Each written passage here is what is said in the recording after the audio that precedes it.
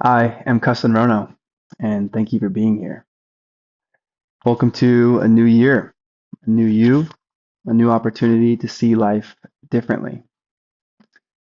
What is this? This is an opportunity for me to be myself and you to be yourself. And we are going to explore A Course in Miracles.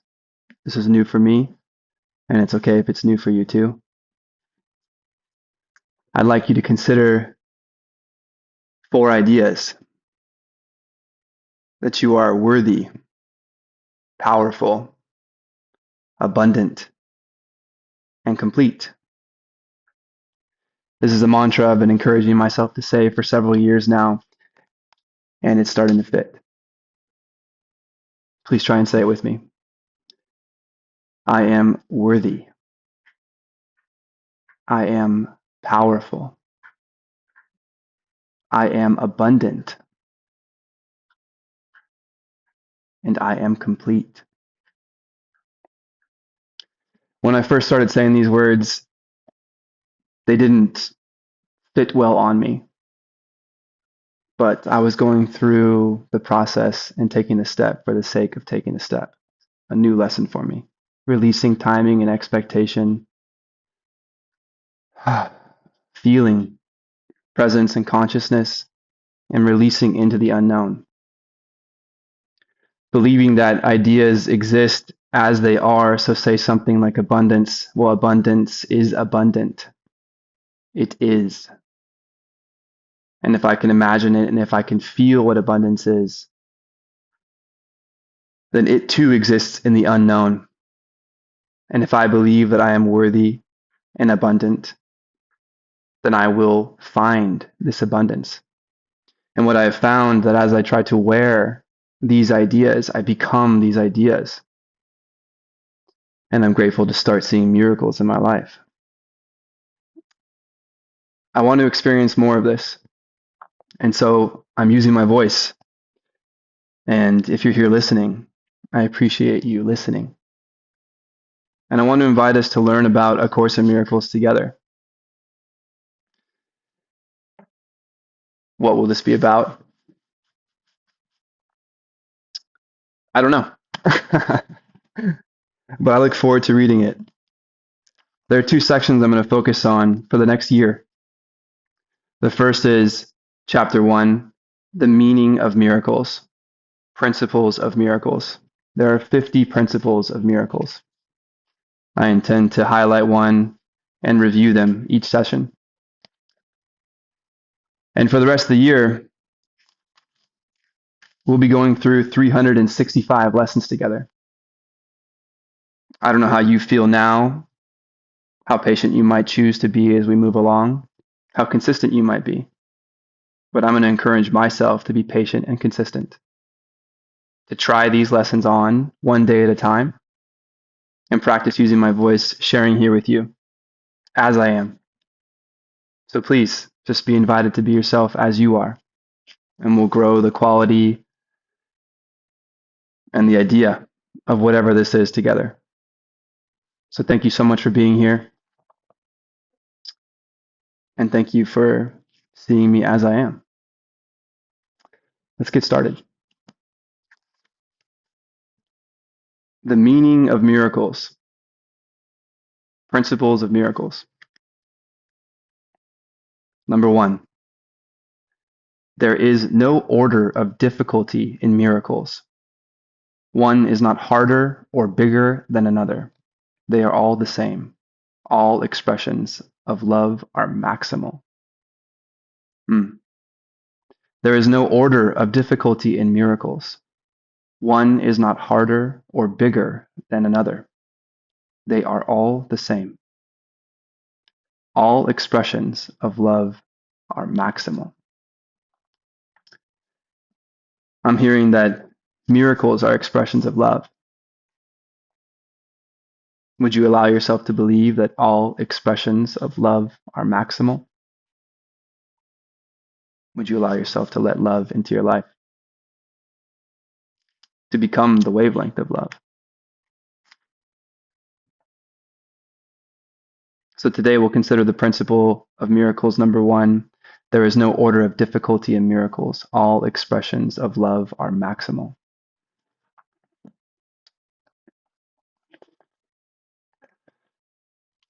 Since it's the first day here, I'm going to go ahead and choose to read a couple lines here from the introduction about what these exercises are and what we can expect throughout the next year. And then each day I will read a lesson out loud. And some of these lessons invite us to say things out loud.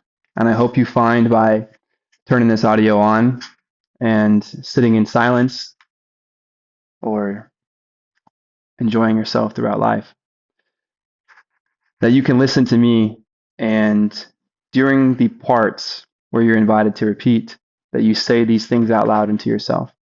And may we feel immersed, and may we feel invited to use our imaginations to let these ideas land and wonder what they feel like. We're here to wonder. That's wonderful. Introduction. A theoretical foundation such as the text provides is necessary as a framework to make the exercise in this workbook meaningful. Yet it is doing the exercises that will make the goal of the course possible. An untrained mind can accomplish nothing. It is the purpose of this workbook to train your mind to think along the lines the text sets forth. The exercises are very simple. They do not require a great deal of time, and it does not matter where you do them. They need no preparation. The training period is 1 year. The exercises are numbered from 1 to 365. Do not undertake to do more than one set of exercises a day. The workbook is divided into two main sections. The first dealing with the undoing of the way you see now, and the second with the acquisition of true perception. With the exception of the review periods, each day's exercises are planned around one central idea, which is stated first. This is followed by a description of specific procedures by which the idea for the day is to be applied. The purpose of this workbook is to train your mind in a systematic way to a different perception of everyone and everything in the world. The exercises are planned to help you generalize the lessons, so that you will understand that each of them is equally applicable to everyone and everything you see. Transfer of training in true perception does not proceed as does transfer of the training of the world. If true perception has been achieved in connection with any person, situation, or event, total transfer to everyone and everything is certain. On the other hand, one exception held apart from true perception makes its accomplishments anywhere impossible. I didn't understand that at all. Let's try that again. So far, we know that we're here to train our mind over the course of a year and invite a new way of perceiving everything and everyone around us. So let's try this paragraph again. Transfer of training in true perception does not proceed as transfer of the training of the world. If true perception has been achieved in connection with any person, situation, or event, total transfer to everyone and everything is certain. On the other hand, one exception held apart from true perception makes its accomplishments anywhere impossible. I'm hearing the reverberations of being complete here, that we want to be truly ourselves, be open to perceive everything that is, without judgment. And if we withhold anything from being noticed, especially about ourselves, we will not be complete. And that makes the accomplishments, likely of these miracles, impossible. The only general rule to be observed throughout are, first, that the exercises be practiced with great specificity, as will be indicated. This will help you to generalize the ideas involved to every situation in which you find yourself, and to everyone and everything in it. Second, be sure that you do not decide for yourself that there are some people, situations, or things to which the ideas are inapplicable. This will interfere with the transfer of training. The very nature of true perception is that it has no limits. It is the opposite of the way you may see now. May we remove our limits through observing these exercises with specificity. And then we allow them to be applied to all things.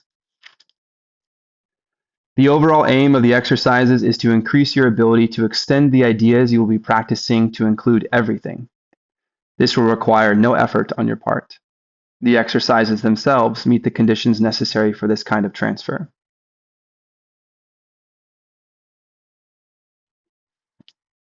Isn't that interesting?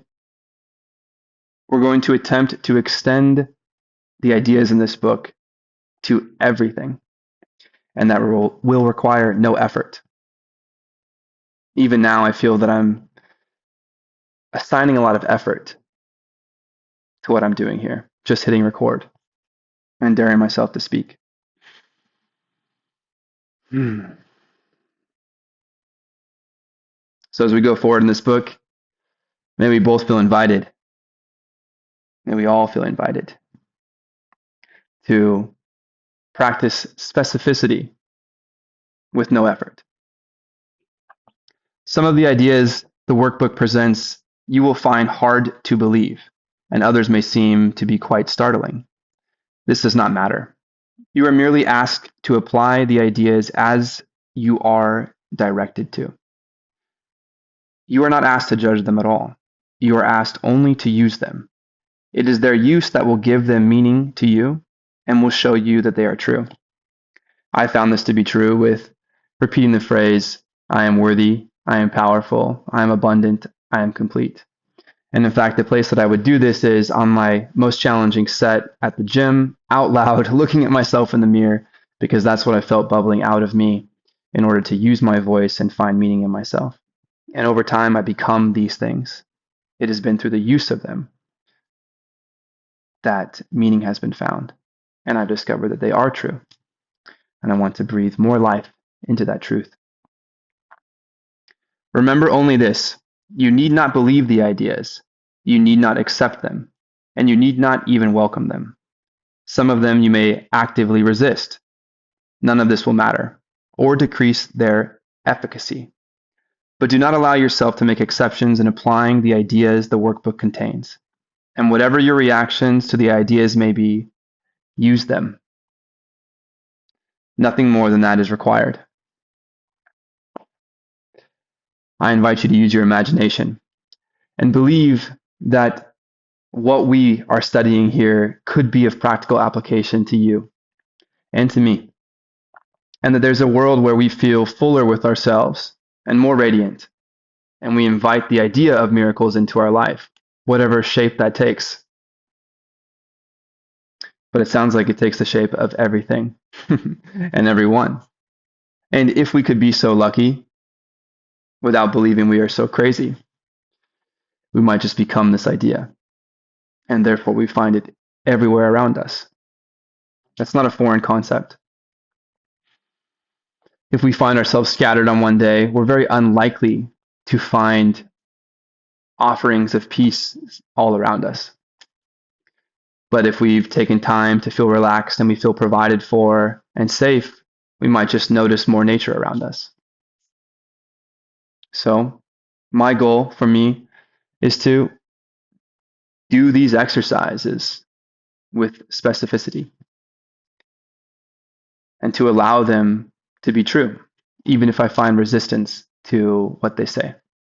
So one step at a time, we will evaluate ourselves against each exercise, through each exercise, with each exercise, and believe that there's an application to just trying that exercise on for one day. One exercise, one day at a time until we hit 365. I do believe we can do it.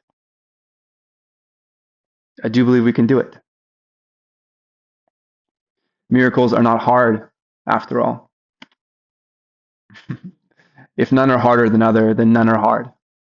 And we need just relax and try them. So here we are, day 1 of a new year. Please join me. Lesson 1. I'll read to you, and If there's anything to repeat, I'll repeat it and you can repeat it. If there's nothing to repeat, well, you can just try it on. So please find a quiet place in your mind or the house, or keep doing dishes, or enjoy this on the move. We are living, and I hope this is just an enjoyable part of your life.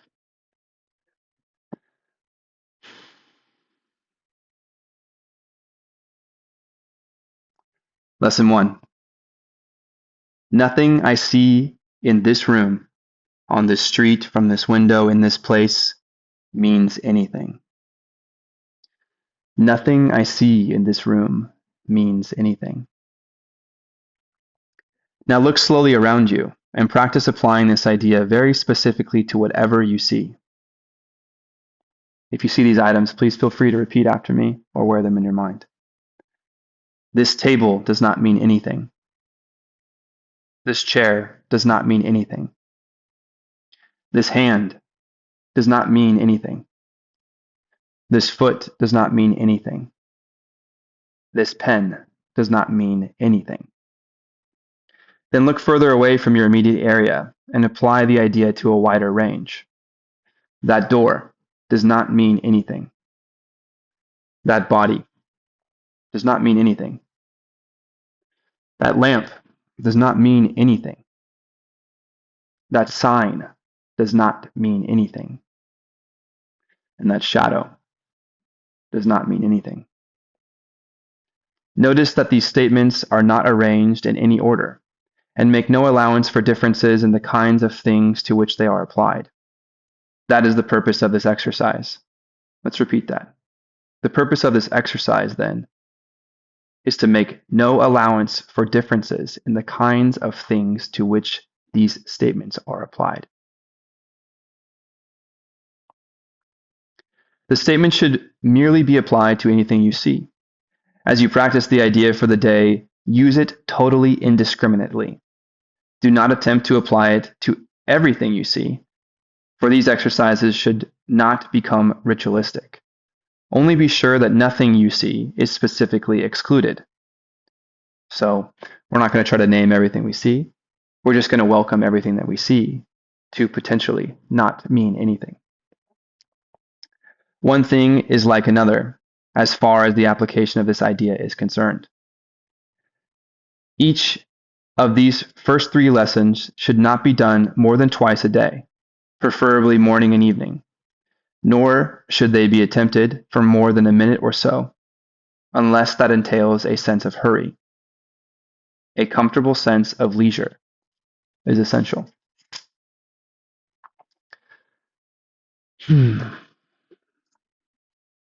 Okay. Whether your eyes are closed or open, you're seated and relaxed or busy, take a deep breath. Exhale. Let your shoulders down. Let your worry go. Just for a minute.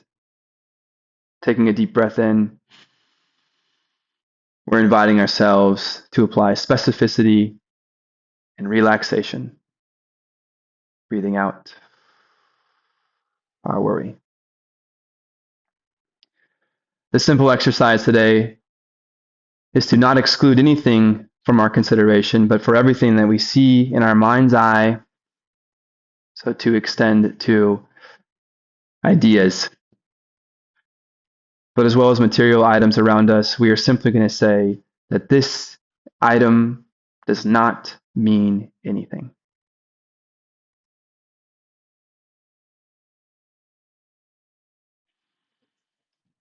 If you're with me here, I'd like you to think of one item or notice one item, and out loud, I'd like you to say, that does not mean anything.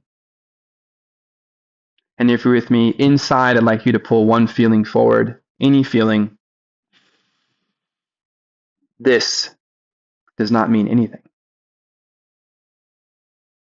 May we find peace and levity in the idea that everything around us does not mean anything. Let's take today's exercise as today's exercise and not think too hard about what this means. Even now, I want to project further into the future, but this is an exercise of doing one exercise, one day at a time, and being curious about what we discover through this process of training and what we notice in reflection at the end of 1 year. So today, a comfortable sense of leisure is essential for you. Please do not attempt this idea in hurry. Please allow yourself to be relaxed. And please, just do this once or twice today. Pause, look around, and allow yourself to accept that this book and I in this video do not mean anything.